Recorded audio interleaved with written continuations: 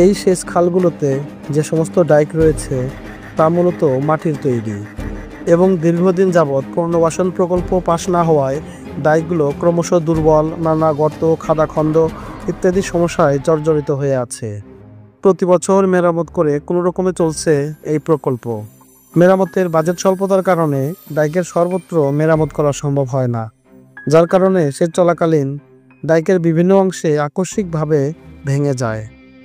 এতে করে ইরিগেশনের সাময়িক বাধাগ্রস্ত হলেও এর কিছুই করার থাকে না, কারণ বরাদ্দ যথার্থ পরিমাণ পাওয়া যায় না, যার কারণে পাবনা সেচ ও পল্লী উন্নয়ন প্রকল্পের মূল লক্ষ্য ও উদ্দেশ্য সম্পূর্ণভাবে বাস্তবতায় রূপ নিচ্ছে না।